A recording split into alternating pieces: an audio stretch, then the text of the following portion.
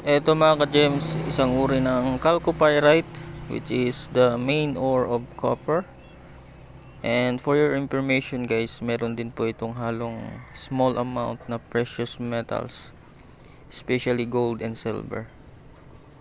Depende na lang po sa concentrate or sa percentage po.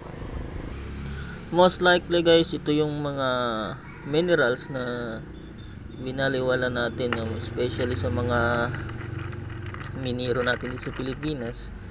Kasi ito guys, though meron siyang content na very small amount na gold, pero ang ano kasi dito guys is percentage. Kumbaga yung ratio nito is 8 grams per tons or mas mababa pa kung ang makukuha mong gold dito.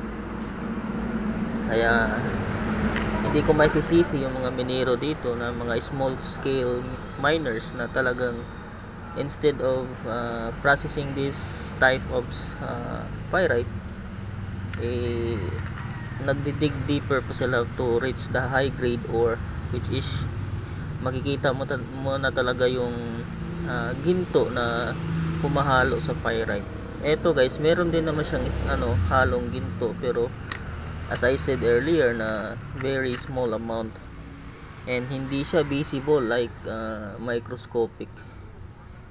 Pero patsambahan na lang kasi guys, meron din kasing ganitong klaseng pyrite na mataas po yung percentage ng ginto.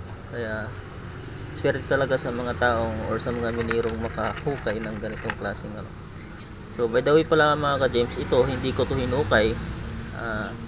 Kung nanonumbaybay kayo sa mga previous vlogs ko, nakuha ko lang to sa river. Kumbaga pinulot ko lang ito sa sapa.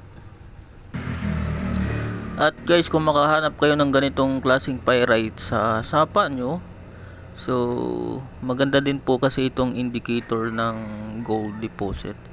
So guys, swerte kayo kung meron kayong ganitong klaseng pyrite sa lugar nyo or sa sapa nyo or sa sariling lupa nyo guys.